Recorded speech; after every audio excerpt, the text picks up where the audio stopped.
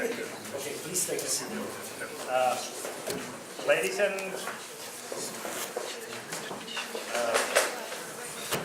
Ladies and gentlemen, can I ask you to take your seats? And can I ask you for your attention? This is a very special evening in the Václav Havla Library. Welcome to the library. I'm Michael Žantovský, I'm the executive director of the library. And we have a special evening of remembrance and I hope solidarity too. This is a night to remember the Great War and the remembrance of the Great War. It is the day of the opening of a traveling exhibition called After the Great War, European Remembrance 1918 till 1923. It started in Prague today. We have a number of experts and speakers on the panel from countries of Central Europe that have been relevant to this particular piece of history, about which more later. But first, it is my great pleasure and honor to welcome a special guest to the library, the Vice Prime Minister of the Polish government, Mr. Piotr Glinicki, and I would ask him to do us the honor and say a few words. Please. Thank you.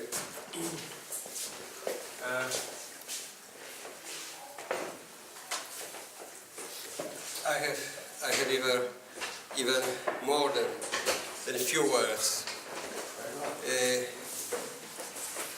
Ladies and gentlemen, we meet today in Václav Havel Library to discuss the events of 1918 and subsequent years, namely the period after the end of the First World War, which is also called in France and several other countries the Great War. This name lent the title to the exhibition that I had the pleasure to open today with the representatives of many countries from our region at the junction of Park Indira Gandhi and Technická Street in Prague. The exhibition, entitled After the Great War, as it was said, A New Europe, 1980-1923, was prepared by the European Network Remembrance and Solidarity. As a Deputy Prime Minister, I should close my suit. It is a result of many months' work of experts from several countries, and it is an attempt at a common retelling of the key events of those years. At the same time, to show in how different and sometimes similar ways we remember and interpret the events and their impact on our reality.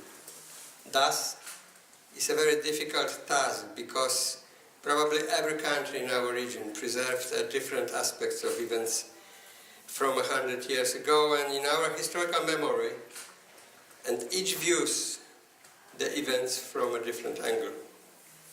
For me and my compatriots, and I believe for our Czech hosts too, it is a favorable memory about a fulfilled dream, abolishing foreign rule and an end to discrimination, about regaining independence and sovereignty. For other nations, it is a memory of defeat, loss and crisis. In some countries, this formerly painful memory healed like an old wound. In other countries, I feel the memory of the years 1918 and 1923 painfully affects the general public until this day. The Central and East European region that was formed in consequence of the events of those years turned out to be highly unstable in the short-term perspective, due to territorial and national disputes, social resentments and prejudices, in our region, the idea of combining the forces of our countries and creating a regional security system turned out to be completely unrealistic at the time, even despite the rising threat from German and Soviet Russia, who were rebuilding the power of the revisionist states. The relations between Poland and Czechoslovakia can serve as an excellent illustration of the status quo of the time. Our countries fell out in the interwar period due to disputes that seem fairly insignificant from today's perspective. Their resolution would have required only a little good faith and political ingenuousness of both sides. Unfortunately, Polish-Czechoslovakian relations were marked by mutual misunderstanding and inherent lack of trust and respect, as well as an inability to enter into a dialogue. This led our countries that could have easily supported and complemented each other in many respects to a disaster in less than a year, in circumstances no one can be proud of. As it appears, the traumatic history and then also the memory of the second, even greater war about German occupation and Soviet hegemony has not been without influence on our own perception of our region. I do not wish to idealize our regional relations, but any sensible observer can see that starting from the difficult issue of the withdrawal of the Soviet army from our countries at the beginning of the 90s, through the creation of the Visegrad Group and the gradual development of cooperation within this framework, up to the current debates on the future of the European Union, the evidence of our mutual solidarity multiply, and each of them strengthens our region. This is true despite the fact that we maintain or even cultivate our differences. It is no different with our memory. Memory, the foundation of our identity, and at the same time the fundamental tool that serves to evaluate the contemporary times and to plan for the future. Let us not fall prey to the illusions of unifying our memory, neither on the scale of the continent nor the scale of our region. Thanks to the contemporary research on memory, we know that memory is deeply rooted and diversified not only among various nations, but even within individual societies. Nevertheless, we are convinced that a calm dialogue between historians, whose results are taken over and shared by history popularizers, as well as suggestions of good practices in cases of memory conflicts, gradually, step by step, expands the understanding of past motives and attitudes to the so-called other side. Such a dialogue also allows, of course, without losing sight of ethical criteria, to notice our own victims, our own laudable deeds, as well as disgraceful actions in the context and in proportion to the fate of other nations. This is how our collective memory becomes more capacious, but also more resistant to manipulations and abuse. It comes closer, one might say, to the liberating objective truth about our shared history. I am convinced that today's discussion, as well as the opening of the exhibition after the Great War, A New Europe, 1918-1923, will become an important contribution to the process of building memory in the Central and Eastern European and the European Union. Memory that does not erase differences, that can tell good and evil apart, but is still capable of empathy and supporting mutual understanding. Today, maybe more than before, we can see how much it is needed. Thank you for your attention.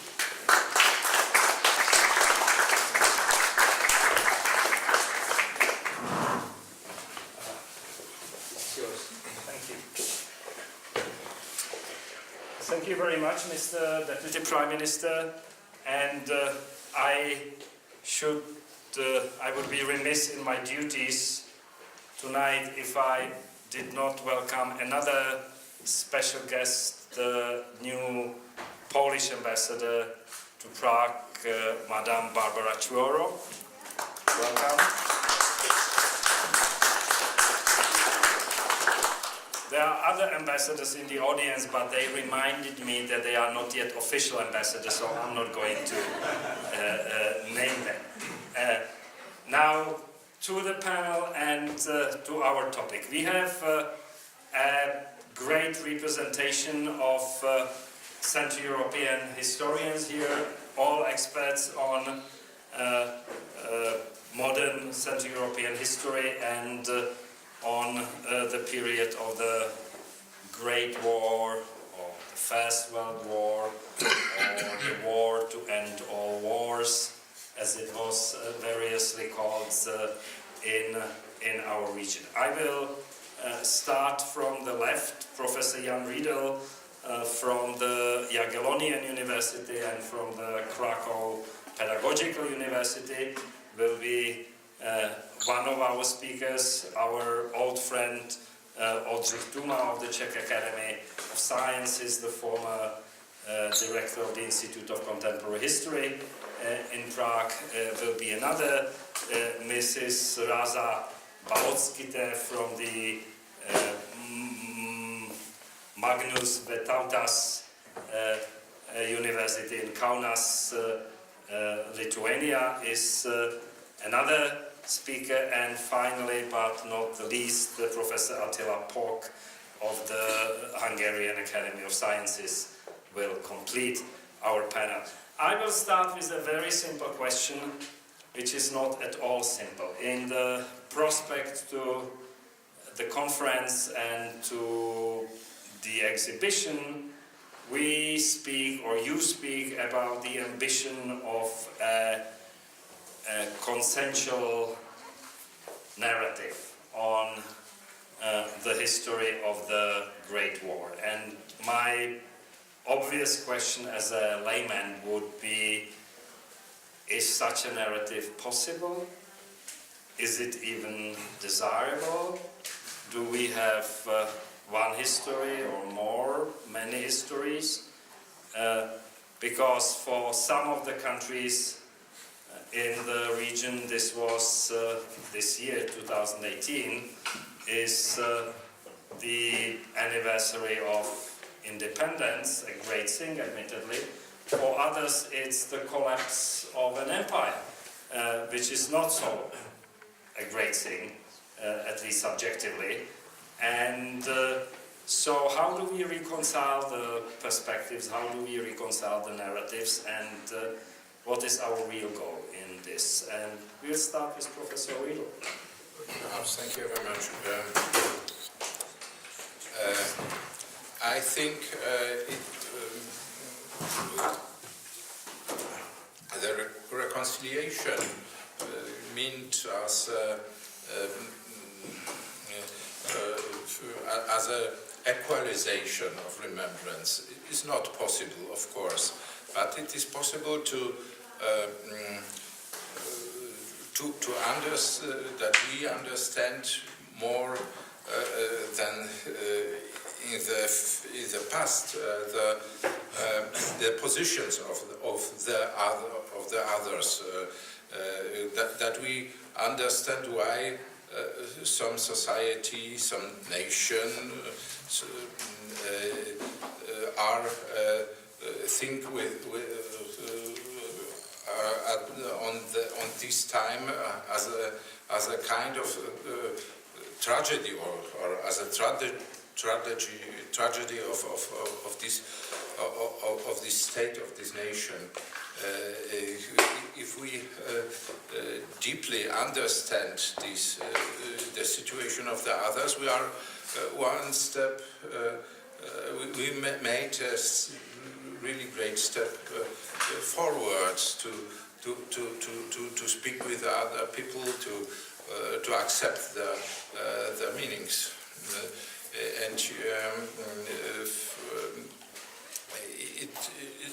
it's not so complicated, but of course, as I said, it's not possible to have plain, equalized narration, but it is worth to understand the narration of the other groups, other peoples. Thank you. All right. Well, I'm a psychologist by profession, so understanding is more in my line of business. Yes. Historical knowledge, I mean, as we were taught, is your business. So, how do we reconcile knowledge with understanding? Professor Tůma? Question for me. Well, this is another difficult question. Maybe I will start with a simple statement. So usually when speaking about the end of World War I tell my students, I mean my American students who don't know almost anything about European history. So I say, 1918, and I apologize, I will leave out Lithuania from that. So I'm speaking about the proper Central Europe. So the Poles, 1918, got the state they always were fighting for. Yeah. During the 19th century, any Polish generation witnessed an uprising in Russian or German partition of Poland. Czechs got the state that, in fact, before 1914, didn't think about that much. So the main purpose of Czech politics during the last decades of the 19th century, beginning of the 20th century, was a kind of transformation of Austro-Hungarian monarchy, something like an Ausgleich between Prague and Vienna, something what happened 1867 between Vienna and Budapest. The Slovaks got a state they even didn't dream about. So before 1914, the ambition of Slovak politics, if there was something like Slovak politics, was to establish one or two high schools with Slovak language as a language of instruction and so on. And Hungarians, they got a state they didn't wish to have, clearly. Yeah, so then the approach, and even the historical approach and the role in historical memory of those different events is clearly something different in our different identities. But what's important is not to have one narrative about all of this, but to discuss it and to speak about it and to try to understand the other people. For me, it was really very interesting to be part of the preparations for this exhibition. So we spent hours and hours of discussions within the scholarly gremia of European network remembrance and solidarity, and also online and so on. And sometimes it seemed that it will be not possible to come to one result, and there will be different opinions, and it will be then a very difficult task for the real realizers of the exhibition to put them somehow on board. But somehow we were able to find some formulations which somehow reflected different opinions and so on. So I think knowledge and understanding is possible together. In fact, I would say that you can't understand without knowledge, but you have to understand that there are different approaches.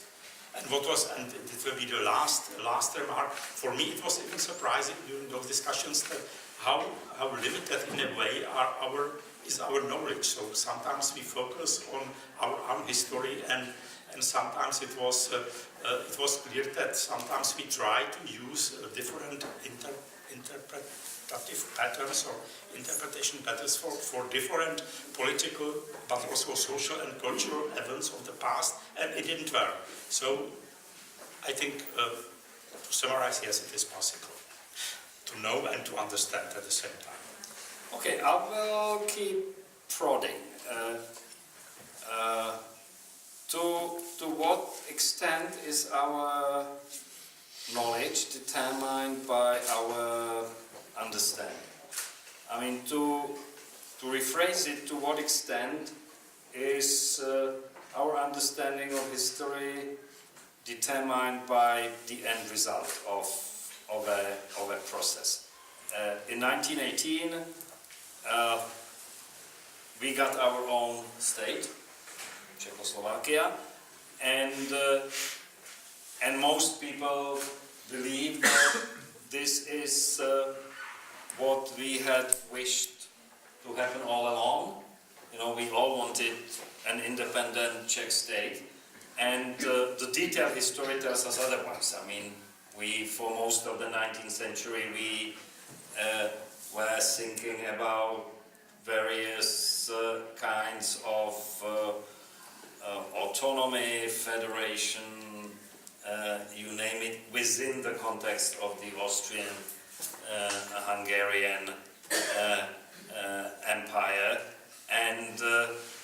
and what happened in 1918 was actually the result of few years of the war, and what changed the understanding and the policies of the leading Czech politician during that war. So for me the question is still open, but you mentioned Lithuania. We will move to our Lithuanian colleague Rasa, and I apologize once again. I stupidly exchanged the names of the university, so it's Vytautas Magnus University, not Magnus Vytautas University. So, Rasa. Yeah, thank you for your question. Before answering, I would like, if I'm permitted to do so, to go back to the earlier questions, because I feel like I would like to have some comments on that. But you made a distinction between psychology and history, between like feelings and facts. So I think that history is a very difficult subject, and sometimes it's very difficult psychologically, because we have this multiplicity of narratives, multiplicity of memories, and these memories sometimes are irreconcilable. And when we speak about the war today, I think that what is happening in our contemporary societies, what is happening, there are memory wars, so wars over memory, what is worth to be memorized, what is worth to be remembered, and how it's worth to be remembered. And what is actually happening in Lithuania, there is a lot of like cultural wars or heritage wars or memory wars about how to estimate memory and how to estimate past. So I think this, you have asked about the possibility and desirability of one shared narrative.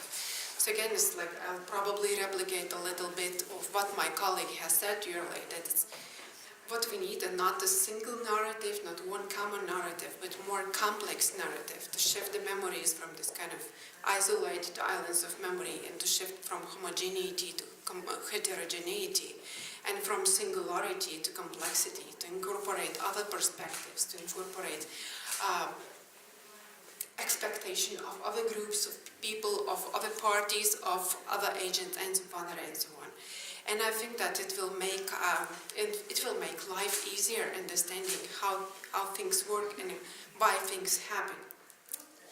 And to the question that was addressed particularly to me, to which extent we are determined, to which extent our memories are determined, I mean that yes, they are determined very much by political developments and by the end results of these political developments. And because memory, how public memory, collective memory, how it works, it doesn't happen just like so naturally out of nothing.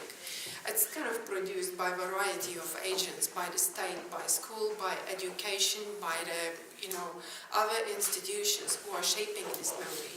And they're shaping this memory in accordance to certain political events, to certain political imperatives, and to certain kind of political expectations.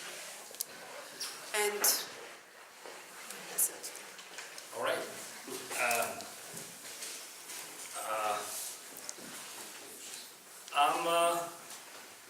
I'm a little confused, and these will be a layman's questions to experts. But if the trend of contemporary history is to acknowledge and recognize and respect the perspectives of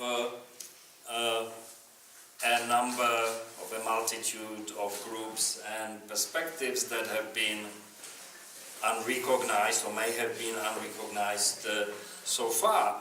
So, you know, we are likely to end up with the typical postmodern conundrum of narratives in which, you know, I have my own narrative, you have my own narrative, my dog has its own narrative, and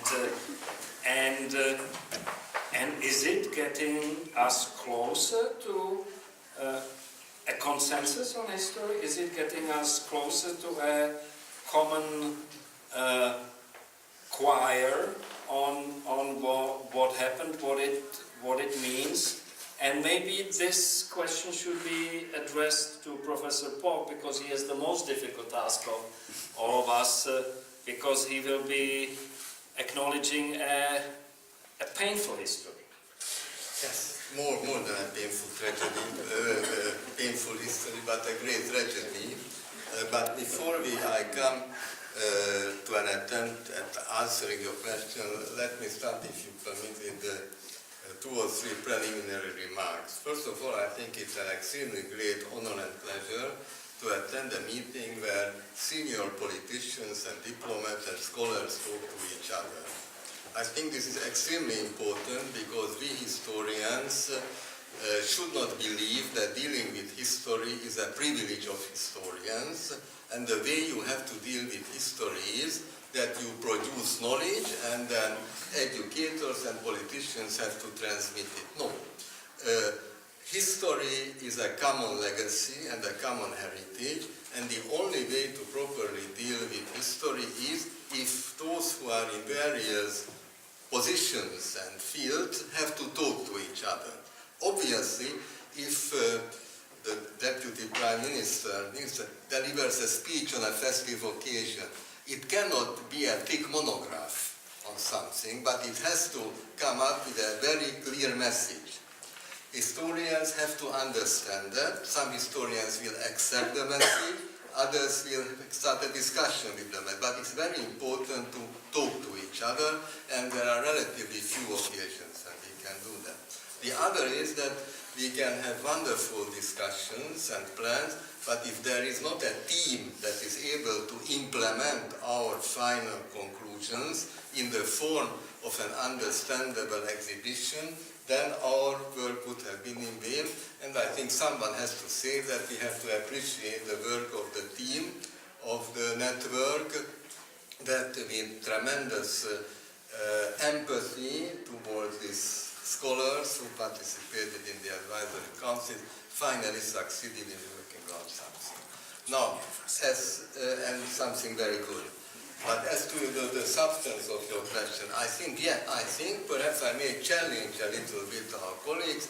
I think there is a consensus that can be a common denominator. A very simple thing. War is bad, peace is good. Violence is bad, peaceful conflict resolution is good. Suffering can be a part of the people who are on the victorious side, and the suffering can be shared also by the losers. So on an everyday level, there might be very similar experiences. And if we look at the mainstream of the development of historical scholarship, we can observe that there is more and more interest paid to the micro level and to the lower levels, what is going on in the lower strata of the society. And if you look, for example, at the aftermath of the First World War, disregarding whether you were on the victorious side or on the loser side, on a human micro level, sufferings were shared. I think this is important, and we have to pay, I think, much attention to that. And the other, a new tendency in historical scholarship is to pay attention to emotions. The emotions also have a history. And people, both on the loser side and the winner side, have emotions that can be described on the basis of various sources. So I think if we are able to transmit these emotions we can develop empathy towards each other, and we are not dealing only with the macro level, but also on the micro level there is a chance. Thank you, Professor Pok, and I thank you also for reminding me of the central role that the European Network Remembrance and Solidarity has played in this, and I should also recognize our colleague and friend Dr. Rafał Ragulski, who's the driving force behind most of the events the network is organizing. Now, that brings me to my next question, and again, it's a question designed to make your task more difficult.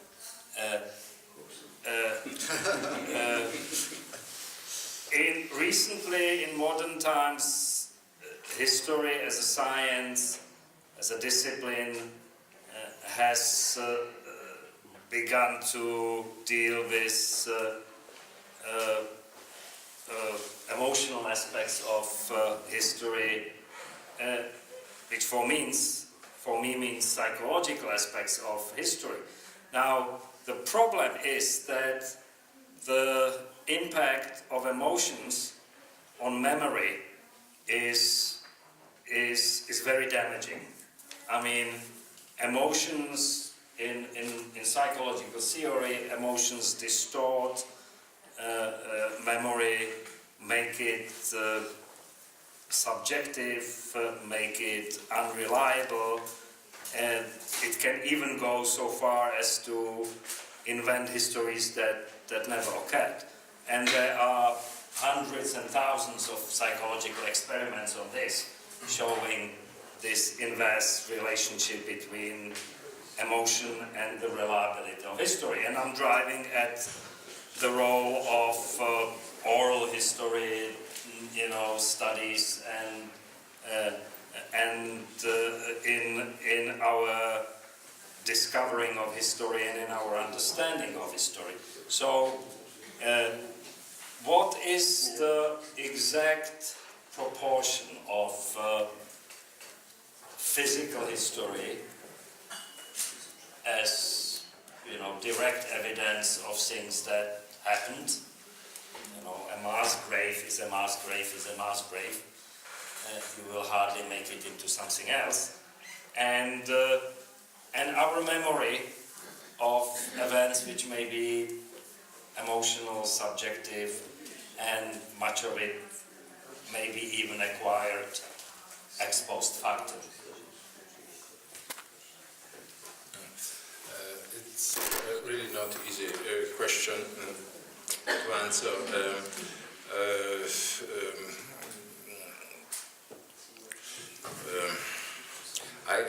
I remember it was a very important experience for me.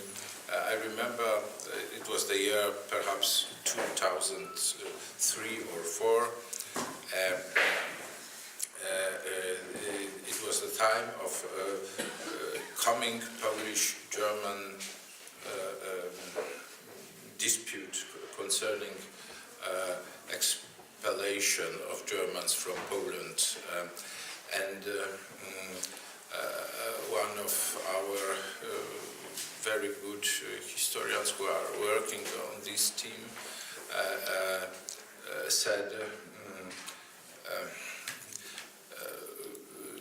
this dispute concerns the historian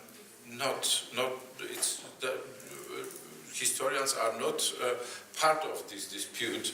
Polish and German historians are working together, are editing the sources commonly. The facts are well known, and there is nothing nearly nothing more to clear between the historians. The problem is even the memory of this time, and that what in most cases the politics makes with this memory.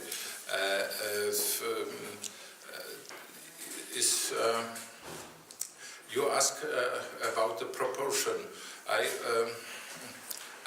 I'm not sure if I can answer this question. It is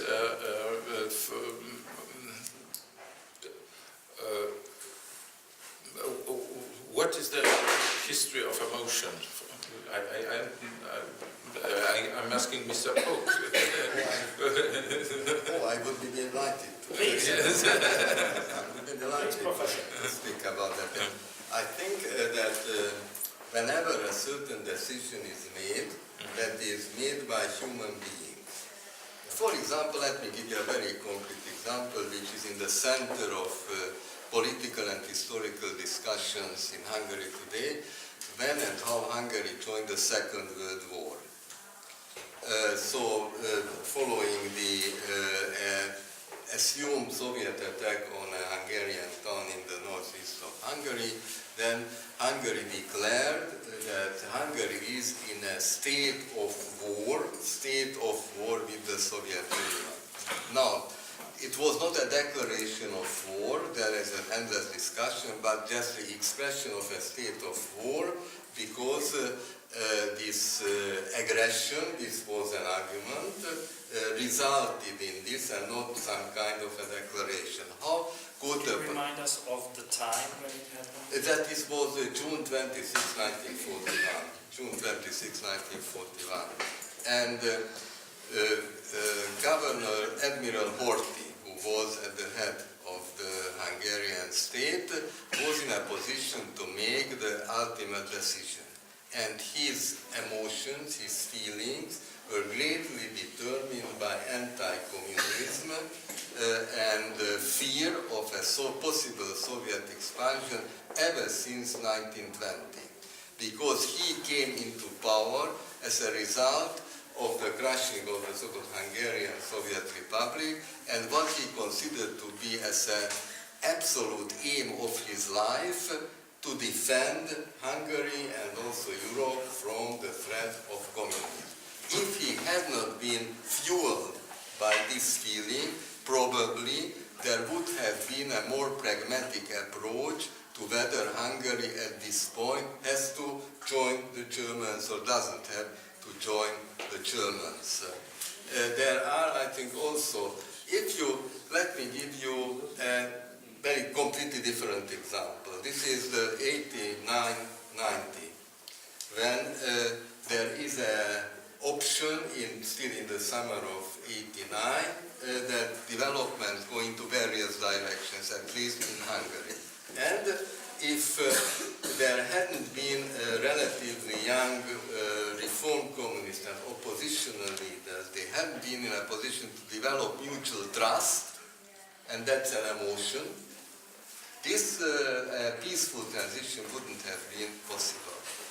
And not to remain on the macro level, but also on the micro level, or in a number of regions of Hungary in very critical times, for example, during the 1956 revolution, nothing happened because there were a great number of settlements in Hungary where there was relative peace, because people were driven by certain emotions there, that let us trust each other, let us wait what on the top level and in other the big towns the outcome of the results will be. So I think emotions play a very, very important role in political decisions.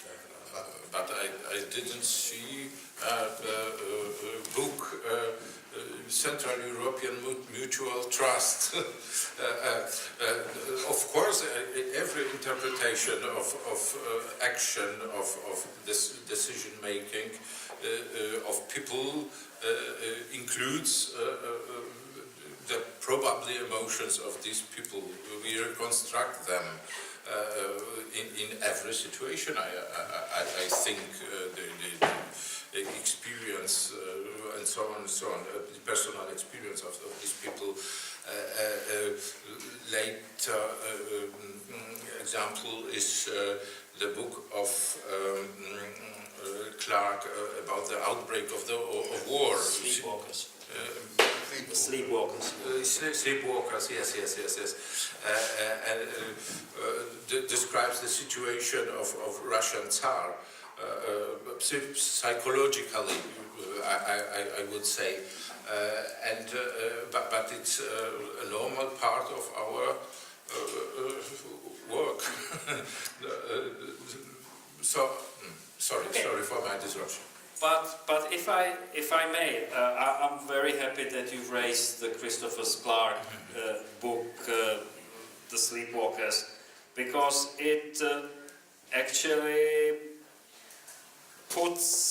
raises some questions about the traditional history and analysis of the causes of the outbreak of the First World War, for which the German militarism and the Austrian ally were traditionally blamed. And what Clark attempts to show in the book is that because of the distrust between the great powers, all the great powers, the French, the Russians, even the British, were a priori distrusting the steps the Germans and the Austrians took and vice versa. So they collectively sleepwalked into the First World War. That's a very powerful metaphor. And so coming back to Central Europe, I was very encouraged by what you said about there being no dispute about the facts anymore. That all the historians in Central Europe read from the same sheet of music, metaphorically, so to speak. Are there any false notes remaining in that orchestra? Are there still some disagreements on what happened in? You mentioned the tragic episode of Těšín after the First World War, or any other of the episodes following the end of the war, or can we put that part to rest and just concentrate on the interpretation? Go ahead.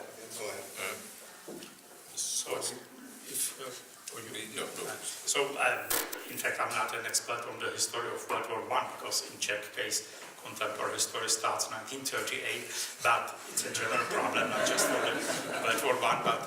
So I think, we know a lot about the facts and so on, but still there are different interpretations. And it reminded me of discussion about that book, which has been published also in Czech. So there were several books published in Czech around the anniversary of the outbreak of World War I.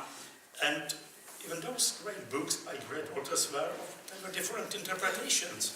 And in a way it repeated the interpretations generation ago and so on, but still it's possible to discuss about it, and hardly so historians, I think, are not always, or it was a very, very exceptional situation of us historians of contemporary history after 1989, when archives were opened and now we have access and we really could bring new facts and so on. So usually it doesn't happen with historians. So they have certain amount of documents, and their work is, of course, to interpret it in different, but also to try to find another approach. So among these new approaches, for instance, this history of emotions, it could happen. I can't not to make a remark that incident Attila mentioned was about the so-called Kaša incident, in fact, Košice incident. So I think that to say that Košice is northeastern Hungarian city would be able to generate certain emotions if made in Bratislava. So it's a proof that we have different approaches and we use sometimes different terms, and no wonder. So I don't think our task or even our ambition is to achieve one consensual interpretation of this story. So always there will be different narratives. So I would leave out your job, but otherwise it's okay. No, it would never mind Bratislava. It would cause emotions at my home if I told my wife from Nitra. But So I am in Slovakia. no, I'm not being entirely serious here.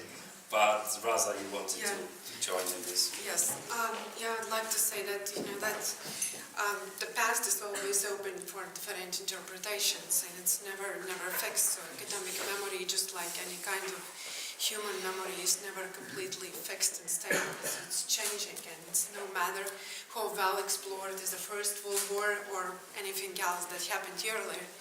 I mean, the new archives are open. New sources are being discovered, and finally, even if no written sources are discovered, sometimes there are new approaches to the old materials. So what I'm doing myself now, I'm writing about the post-traumatic stress disorder, how it's represented in wartime diaries produced by one woman during the First World War in Lithuania. And as, in fact, what is the concept of post-traumatic stress disorder came into academic use only after the Second World War. So, but how she was reflecting, what is happening with the soldiers, how war affected the soldiers, why soldiers are misbehaving, why they are so strange, like she was lacking the proper concepts to name what the reality that she was seeing. And I came just recently across her diaries, and her diaries are also well known, but they are well known for other aspects in what I'm doing now, like trying to, articulate this post-traumatic stress approach. Well, the PTSD may have come into usage after the Second World War, but its predecessor, the shell shock, that originated in the First World War, in the trench war in the West. So we knew that some soldiers were acting strangely, but not exactly why. Yeah. May I further comment? If you don't mind, because the atmosphere seems to be so pleasant and Hungarians are always expressing a number of things with jokes, let me try to shed light on the complicated relationship between fact and interpretations with the help of a joke. The story is taking place in the garden of a Transylvanian secondary school, let's say sometime in the 90s, and the history teacher sees that a Romanian and Hungarian child who used to be very good friends are now fighting, and especially the Romanian is beating the Hungarian. And then he goes to the children and asks, why are you beating each other? And that's your fault, the children say, because we have just learned about 1848, and now I want to return to what they did to us. So I think there might be a consensus about facts, but not all facts are explored. So that's the problem, because historians frequently open up new avenues for finding out new facts. For example, at our academy we have got now a research team that was created on the occasion of the upcoming 100th anniversary of the Trianon peace treaty, which is considered to be the second greatest tragedy in the history of the Hungarian nation after 1526, when it was the Ottomans who, by now, of course, the relationship between Turks and Hungarians is a little bit different, but that was really a disaster, because the medieval strong Hungary was falling apart. So this is the same experience, the same emotional, traumatic experience for all Hungarians. Now we have got a research team set up on this occasion, and they are tracing the transition, so what we call the post-imperial transition, so how the empires give way to the national state, how it is taking place in various settlements, in various towns, so from one day to another. And this is new. They are discovering a great number of new facts. They are looking at the exchanges of the municipal leadership, they are looking at the newspapers of the time, they are finding memoirs hidden in attics and letters, soldiers' letters, etc., etc. So it's not so much, there will be always new facts and there will be always new interpretations. So the process is not so that there is a certain amount of facts, let us clarify that these are real facts and then let us have differing interpretations, because sometimes the source of a new interpretation is exactly the fact that a new type of source has been opened up, or there is more emphasis. 50 years ago, very few people used diaries, and now diaries are considered to be a very, very important source. So this is a powerful and mutually enriching experience between the accumulation of facts and interpretations. Indeed, indeed. Just another layman's question. Are the Russian imperial archives all open on this period? No. If you, my Lithuanian colleague can perhaps say something about that. But I can say too, it was a period, it was a very good period during the Yeltsin presidency, and then deteriorated the situation, and now these archives nearly once again closed for Polish researchers, most of archives of this kind. And of course, for Polish history, are the Russian archives for crucial importance. So it's a hard period. Last time, my colleague from Krakow was a historian who is searching about the Russian-Polish relation in the 19th century, was deported from Russia because it was, I think, a retaliation of some step of Polish side, but Henryk Głębocki was classic deported. Polish European sanctions are imposed by the European Union. It was answer for European sanctions. I thought it was something important, but it is the Russian police goes against Polish historian now. It's difficult. I would completely agree with that, because most of Lithuanian researchers, historians, whose primary focus is on First World War, they complain that the archives are not accessible, or otherwise it's very difficult to access them. Yes, I can only confirm that. Yeah. Well, no, we've had similar experience, but I was not entirely aware that it had anything to do with the sanctions, because the way I remember it, we did not impose any sanctions on university research or archives or anything of that kind. Okay. So what does the past? The next obvious question: what does the past tell us about the present?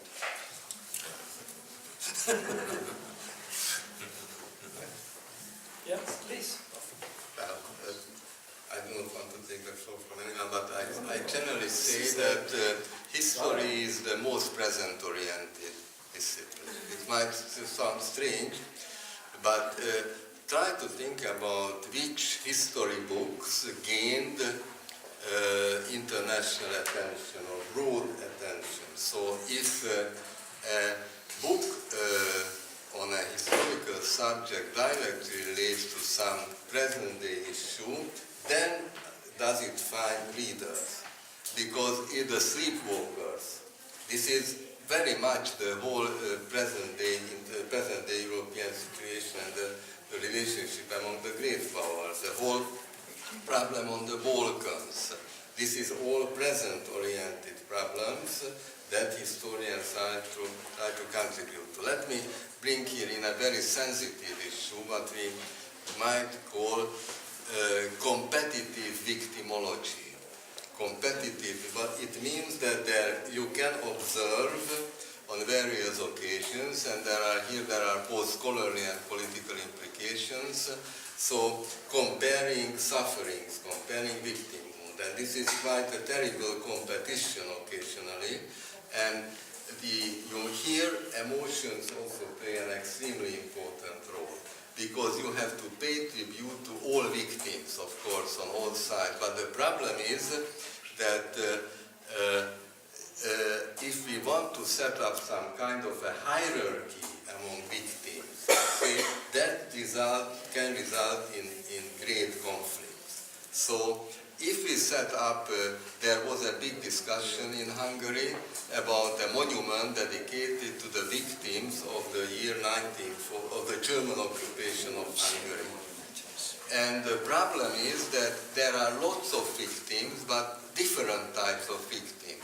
Can you pay people, and this is exactly a problem for our network, how you can pay properly tribute to all kinds of victims without hurting the other one. So here one has to be extremely careful, because historical evidence and individual and collective sensitivity have to be taken into account in a parallel way.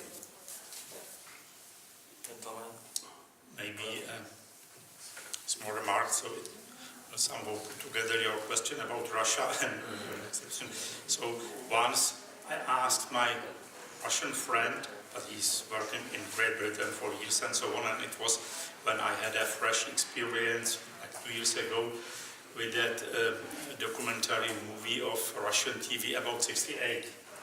And I asked him, look, can you explain me how for what purpose can they use such a stupid interpretation of 68? And he told me, look, in Russia nothing is so unpredictable as the past. And so I think we have to be careful about that, not only in Russia. And there are sometimes attempts to instrumentalize history and explain it for political reasons in different way and so on. So I think for historians as professionals, so I hope we can try to defend ourselves from this behavior. The other thing, maybe this is about your previous discussion about the role of history of emotions and micro level and so on. So something I would like to say is that from that point of view, the new Europe is not only this Europe of Central Europe and Eastern Europe, but the whole Europe was in a way new Europe after 1918. So the experience of war was the same in France, and so there were also some small changes, so maybe not so small as Lorraine and so on, but no new states and so on, but still Europe was different Europe after 1918, not only in this region or in this part of Europe, but generally. So also I think this is among other things also an important knowledge of the history of World War I, that there was just one very similar experience. Yeah, to your question, that is what history tells us about the present. I think that what I have said in the beginning, that history is very psychologically difficult discipline, and it tells a lot about us, and it tells a lot about the present.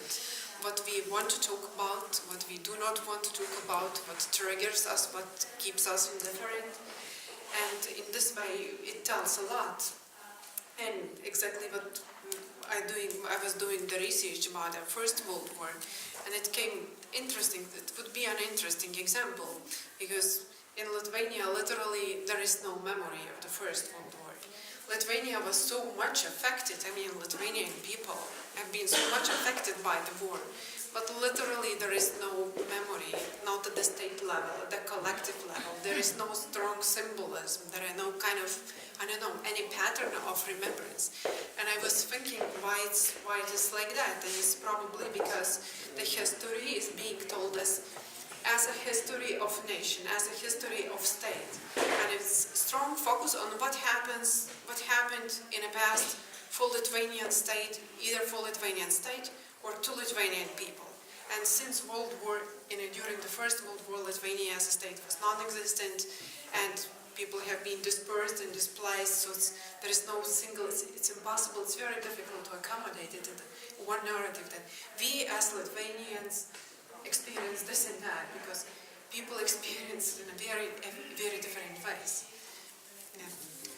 I understand. I would like to return to a remark that Professor Pok has made. It's a very sensitive issue, and it's the whole issue of victimology, as you know, some people call it these days, and in this part of Europe it clearly revolves around the issue of the Holocaust and around the question whether the Holocaust, among all the crimes and atrocities of the Second World War, was a crime and atrocity that was apart and beyond other crimes, because it was a plan to eradicate the whole people. It was a genocide. And in terms of the percentage of victims, it was by far the worst atrocity of the Second World War per capita of the population. So this is the argument, the traditional argument for recognizing Holocaust as having a special place in the history of the Second World War. But at the same time, it is true that it was murder like other murders. It was in the experience of people who were killed, you know, the feeling must have been quite similar. So, how much weight do we attach to this differentiation, and is the perspective perhaps of historians perhaps changing on this, or is it remaining the same? Please. This is an issue that I have been dealing with for a long time. In a simplified way, we could formulate the question why the German type of historical stripe that was trying to examine the fate of the Germans and the responsibility of the Germans, a similar type of debate did not take place in most of our countries. We have endless discussions about these issues, but somehow they didn't seem to lead to consensus, but just repeating frequently the same positions. And we are in the network trying to make attempts at easing this situation. Let me give you an example. The European Union has for a long time struggled with the problem how to find a day of commemoration of the protest against authoritarian regimes. And ultimately the day, the 23rd of August, recalling the 1939 Soviet-German treaty, was introduced. And it seemed slowly, very slowly, it seems to be implemented, because this is, I think, a symbolic day where you can define the complexity of these crimes. Now, and perhaps another difficulty is in connection with the terminology, because the greatest and crime, genocide, what is comparable genocide? If we are analyzing the stories as such, and we put more effort into the analysis than into the adjectives, then we can, I think, move on further. At the same time, I think, when we are talking about sensitivities, we have to accept that it is always my pain is the strongest. I am trying to develop an empathy towards the pain of the other, but it's not to be denied that I have the right, to say that my suffering was very great. And the Holocaust is a very strong argument for that, which doesn't exclude that, for example, we have to deal with the Gulag problem, with the Communist problem, etc., etc. So we cannot homogenize this, but develop rather more empathy. Yes, it's very interesting what you say about the 23rd of August, the day of remembrance on the victims of totalitarian systems. There is, in Germany, it's a little bit strange approach to this day. It was a decision of the European Parliament to have this day.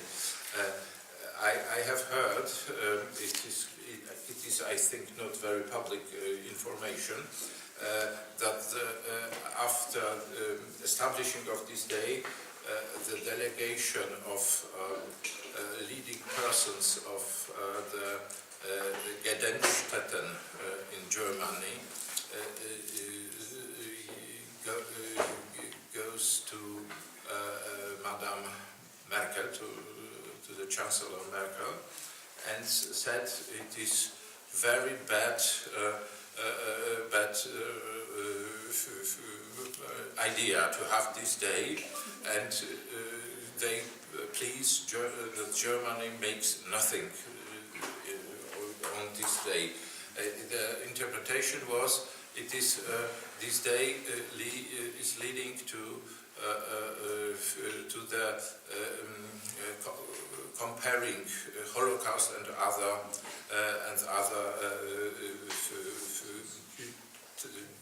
genocides.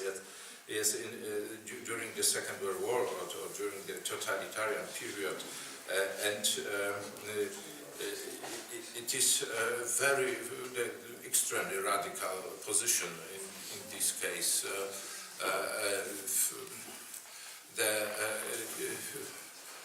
There is some kind of canonic interpretation of Yehuda Bauer concerning this problem. They said clearly that Bauer is against comparing the genocides, and but he said I'm very strong for commemoration of victims of communism, but let it do that separately. Our German colleagues are made one step more. They say better not too strong commemoration of the victims of communism, because it could be diminishing. It could diminish the importance of Holocaust.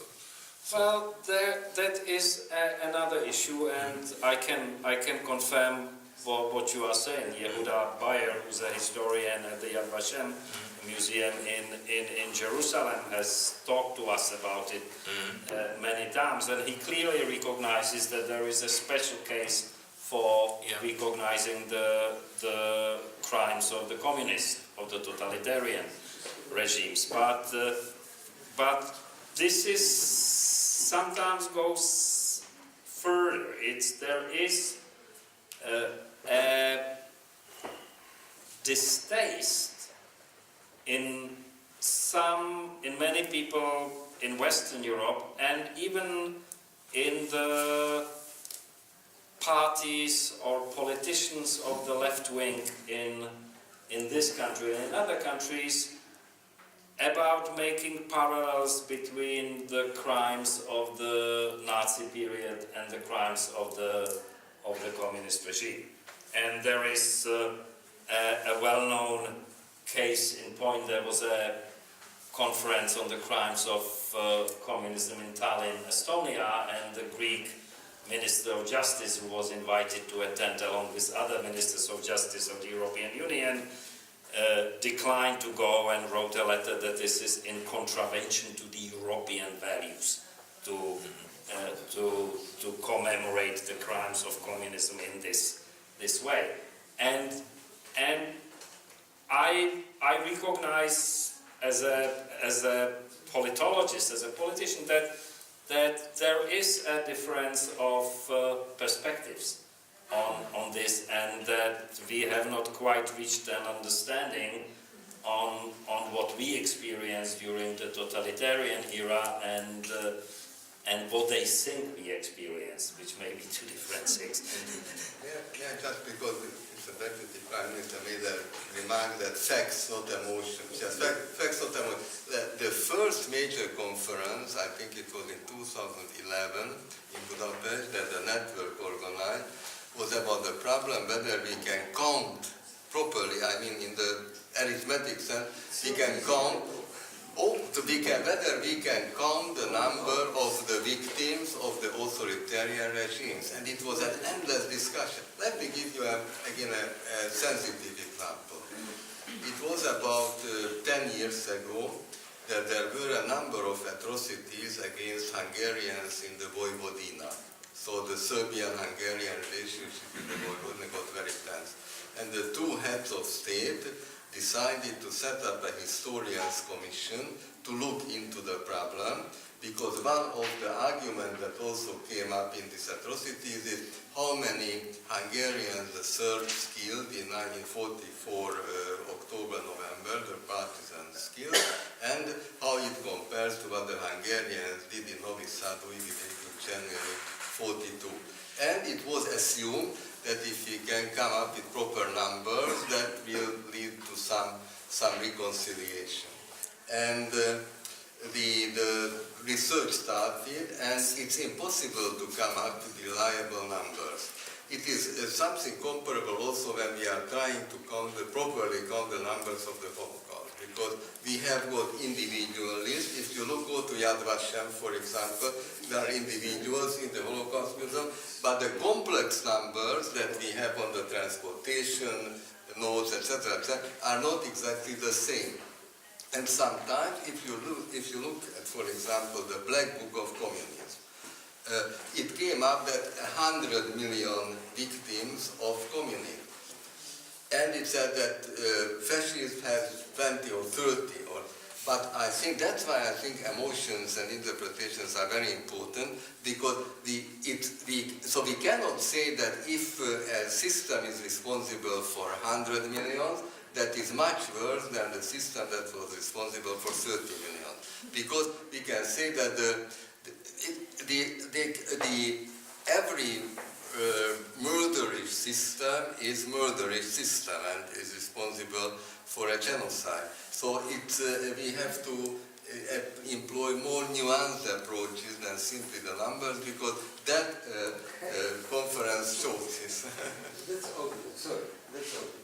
Yeah, but it's not just a question of emotions. It's a question of sources and facts. I mean, we have the history of the Holocaust in the Nazi-occupied part of Europe is well documented thanks to the Nazis, because they kept the documents, they kept the numbers. It's quite reliable, but we know far less about what happened on the other side of the bloodlands, you know, in Belarus, in Ukraine, in that part of Europe, because the Russians did not keep this kind of orderly numbers. I remember this conference 2011 in Budapest. The Polish scientists spoke about the new Polish calculation or counting of Polish victims during the Second World War. And they said that the greatest surprise during this research was that the amount of victims of Soviet Union is much smaller than we thought. We thought this is something more like 1 million peoples, and it is now it is the half of them, perhaps. And it was reported during the conference, and after this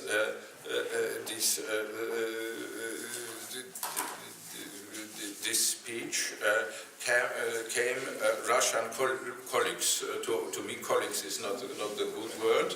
In this case, it was vice director of Federal Archives of Russia, and so high official person, and said, What we mean? What we mean? How we can say something like that? We are friends. We are allied during the Second World War, and what we think that it's crazy what we did. They criticized the idea of counting at all. So it's different approaches to the problem. Right. This is fascinating, and we could go on for a long time, I suppose, but I think we have to watch the time as well, and I want to open the floor to questions and comments from the floor. But before I do, my last question, and that's a pessimistic question. I don't know who said that past is not what it used to be, and it certainly seems to be true if you look at what the young people today know about the past and what their interest is in the past. There are a number of these studies with horrendous results. Hitler was the Emperor of Austria, and Tito was President of Czechoslovakia, and you can go on and on and on. How do we go about, and your exhibition today is one of the ways to go, and it's actually congratulations on the place you chose for the exhibition, because it's a perfect place with many young people, students, walking through every day of doing. So how do we go about bringing the history to the next generations? Where are we failing? Rasa. I think we're not failing, but I think that the primary focus should be of the use of the past and how to put it in a proper sentence. Kind of making people how they can relate to the traumas of the past to their own experience and learn from them, empathize with them. Not from position of superiority, not from position of being kind of didactic, teaching them, that letting something, making them to learn something, but exactly by using kind of, maybe you would agree, more psychological approach, how human brain works, how human psychology works, how human beings react to trauma, to loss, to pain, and that they react in a very similar way. And I mean, doesn't matter, are you in Gulag, are you in Auschwitz, are you in your home, your brain reacts to trauma and to pain in a very, very similar way. That might be kind of basis of new narrative of solidarity, of uniting all human beings. Well, we know about the first thing that the brain does after trauma. It suppresses the memory. But historians, psychologists can do a lot to bring the memories back, to bring them back to life, right? I think one very important issue is in terms of fact that the sequence of events is very important that students be aware of what was before what and what followed what. So what are the connections? I think perhaps they can confuse a year or two, but to exactly understand what follows what. So, for example, the significance of the national movement as such, how they work against the system of empires, and how this this is a driving force of long periods of time. The other thing is I start every course, whatever I teach, whatever the subject is, by telling the students that maybe they are not going to become historians, but there is at least two things that they should learn from this. Probably they came to university because they want to become intellectuals. And what makes an intellectual an intellectual? An intellectual always has to come up with some kind of a doubt. So the doubt means that I am not absolutely sure that what I am saying is right, but some open-mindedness, that I am ready to listen to the other ways what is saying. And the other is that being an intellectual includes the ability to make decisions. And you never know when you have to make decisions. And when you are making decisions, you could learn a lot from certain historical situations that we are going to learn. Very clever. Oh, please. So it would be necessary to have an optimistic answer on your pessimistic question to return the balance, but I don't have one. In fact, but I think I meet very frequently with this, what we said, especially this year. So repeatedly journalists ask me, and what do you think that young people don't know? 70% of young people don't know what happened in August 1968 and so on and so on. Sometimes I think and I say yes, but it's 50 years ago. And it's exactly as so far from us today, or from them, from those young people who were born 1990 or something like that, as World War I was distant from us when we were living in 1968 and were we thinking about World War I every day and so on. So I think we have to accept that simply history is history, and as more far away it's from us, we will, some of us, those who are not expert historians, will know less and less about it, and I think we have to accept it. What really makes me angry if journalists or politicians try to use historical arguments and they clearly don't know anything about it. So this is something really which I don't like. But I don't think so. Of course, we are historians and we will do research and we will try to disseminate our knowledge among young people and old people and especially interested people. But I don't think it's a great disaster if some people will not be interested in history. So you could have even more laments about people who know nothing about psychology, and this is also a very important discipline, and people don't know anything about it. So I think we have to accept this. Well, except we have Ortega y Gasset, who said that people who forget about history are condemned to repeating it, and it may not always happen, but you know, it's a cautionary. Even people who know a lot about history tends to repeat it. That's sometimes. Yeah, may I have extra comment? Please. Yeah, but like to add some extra comment, like I just articulated in a more clear way what I wanted to say earlier, that I mean some people are disinterested in history. If you come to them and like trying to teach that communism was bad, and people think like, okay, communism was many years ago and I'm not interested in Gulag and why should I know that? But during my classes I sometimes showing some films, documentaries about Lithuanian anti-Soviet partisans, and I'm not teaching about like nationalism or communism, nothing. I see that I'm just like showing like reactions of the person who was severely traumatized in Afghanistan war, in a partisan war, and the context, the political context is totally left behind.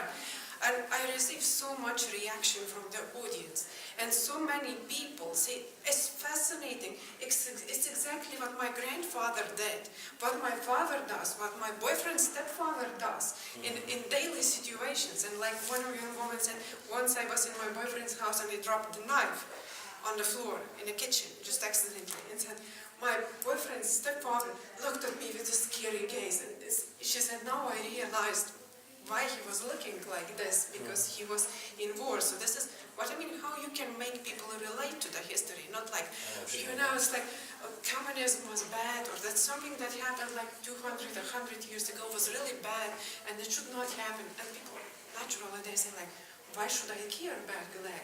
But after seeing these manifestations, they say, it's amazing what happens after your confrontations with violence, and all of them want to know more.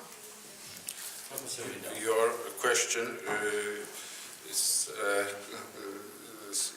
very important for our network, of course.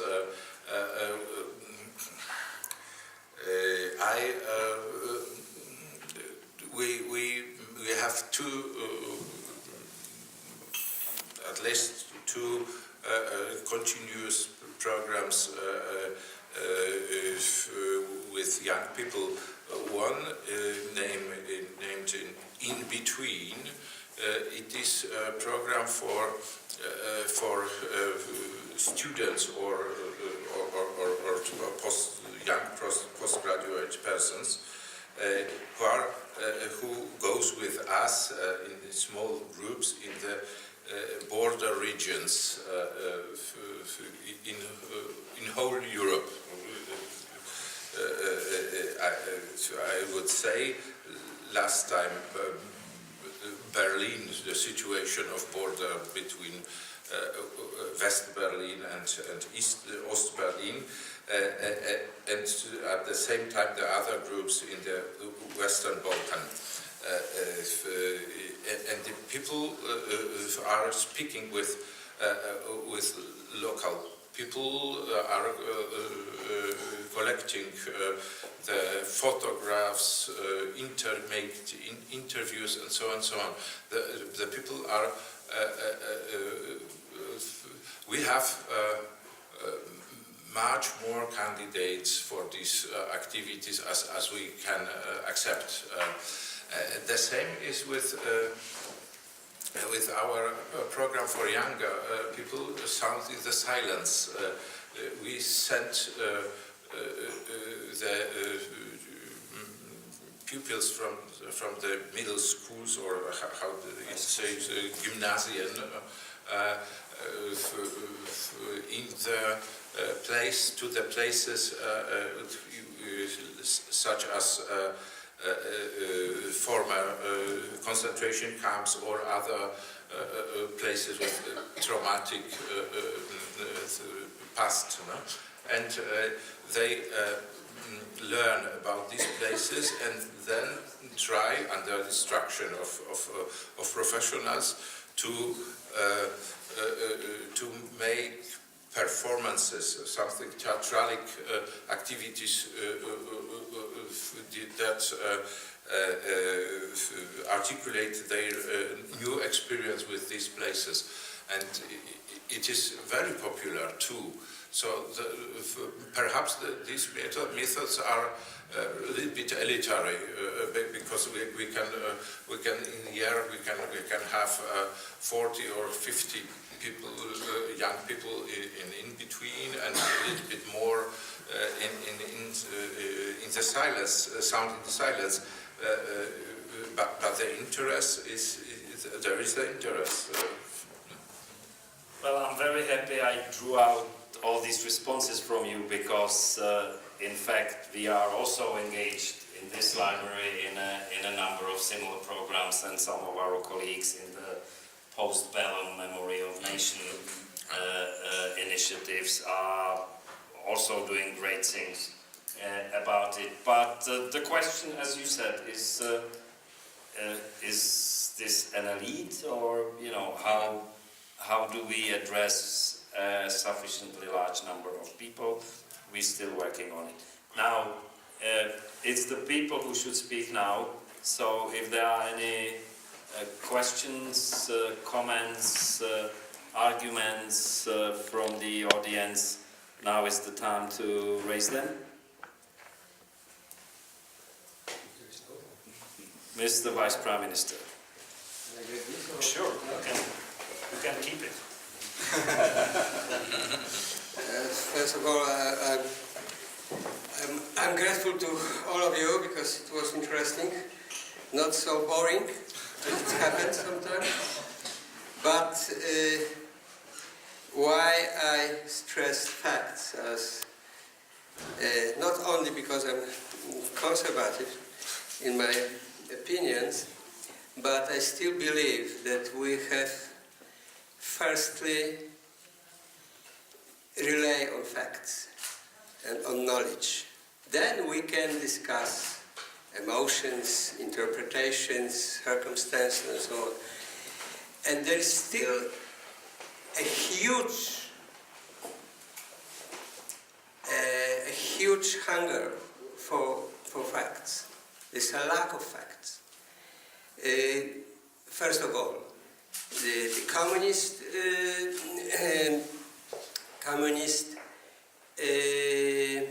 crimes and Germans on Nazis crimes. There's nothing to compare. Who studies communist crimes after the war? On the West, there was just a few Sovietologists. No one from political side was interested in it. And on the East, there was no free scientific research on it. So we have a lot of white stains concerning communist crimes. The book you mentioned by Stefan Courtois, it was one of the first approach of this kind. A lot of assessment, a lot of facts which were not scientifically proved, but it was something which was very important, nevertheless. And second remark concerning your approach. I agree. I as a sociologist, by the way, from my previous life, I used to be a university professor, but not psychology, not historian, but I was specialized in sociology, which is close to these problems.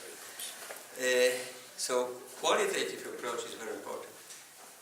I spent all my life in this kind of research. But it can be very, very misleading and dangerous. Look at this kind of history driving from a subjective memory. You have a subjective memory from survivors, but you can't find any subjective memory for those who were killed.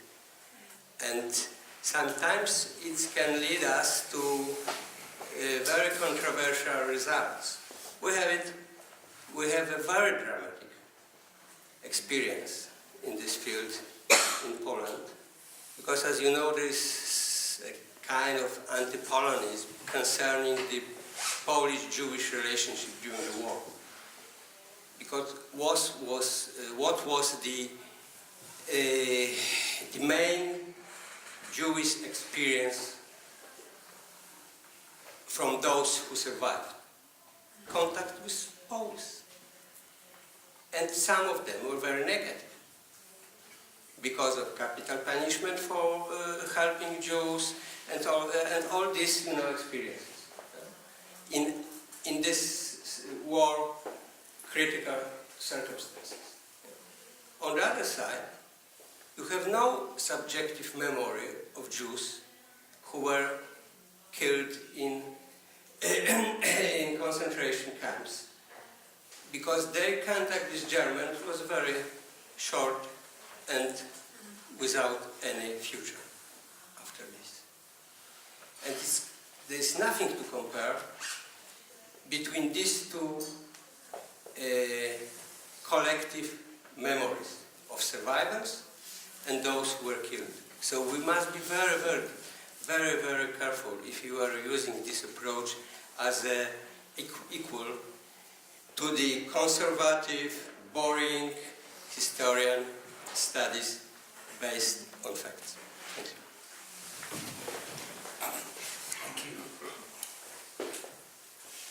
Well, it used to be said that history is written by victors. What you seem to be suggesting now is history is written by survivors.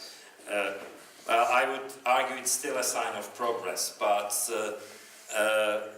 it's not the whole story. You're right. Anyone else? Please. The lady. Yeah. Thank you. Good evening to you all. I just wanted to ask, because you all said that we have common grounds in sharing the empathy of the suffering of the First World War, can we share something on the issue of war heroes, which is a great part of a new state's identity after the First World War? The war heroes were so important to Czechoslovakian legions, for example. Can we have some common ground on who was a war hero in the Great War?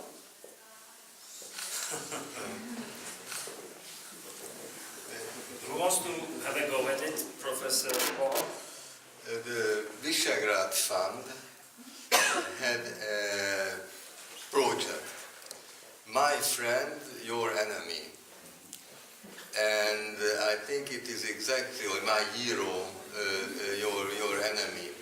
And I think it is exactly this problem that this project was trying to focus on, because some heroes for one nation are not heroes for another nation, or one for a certain social group is not for the other one. And it's a very, very complex issue. I think heroes are very important in education. Achievement, whatever, moral, political, etc. But I think good education is explaining that heroes are also human beings. That they are not just abstract something that are only heroes, but they also made decisions, and why we are considering them as heroes, because in certain situations they made the right decisions, and that's why we can learn from them, but they also had to hesitate. Perhaps in this context, may I just bring in a historian's example that can teach us a lesson in the present, because in Mr. Deputy Prime Minister's opening remarks, he referred to the pre-Second World War situation and the tragic Czechoslovak-Polish relationship. There is a Hungarian-born American historian, István Deák, who wrote a book under the title Europe on Trial, and on the basis of very concrete facts, really, he is trying to compare the military strengths of Czechoslovakia, Poland, Britain, France, versus Germany in 1938. And he said, if there had been trust, if there had been cooperation, at this point, the Germans would have been stopped. Of course, this is the lamentation of a historian, but this is really based on a very deep analysis of the military forces, human resources, other resources. I think this is a big problem also in connection with heroism, because sometimes a person who is able to help other people who were hostile to each other to reconcile and achieve something together, that can be a great hero. Yeah. In fact, it seems that most people who we retrospectively recognize as heroes for saving people on the other side, Polish for saving Jews, and etc., were, from the perspective of their times, were anti-heroes. You know, they were the wrong heroes, and maybe that's why we will remember them longer than the heroes who were celebrated at the time. But it's very difficult, and we have several instances of the monuments to various war heroes. In Prague, 6 for Marshal Koněv, in Sverdlovsk, I think, for the Czechoslovak legions that provoke emotions and controversies. The only good story I know is from the First World War, is the story of the German and British pilots, the aces in fighting against each other, who were recognized on both sides for fighting a gentlemanly aerial fight and for being respectful of the other fighters. But that perhaps that only happens when they, never meet each other in past. That, when people have to fight on the ground, it's much more difficult to respect the other. I don't know. I'm afraid the time for us has drawn to a close, so all that remains to me is to offer my warm thanks to the Deputy Prime Minister, to Professor Rydel, Professor Tůma, Dr. Rasa, I'm not going to try to pronounce her name again, and Professor. Thank you very much for coming, and see you next time in the Václav Havel Library.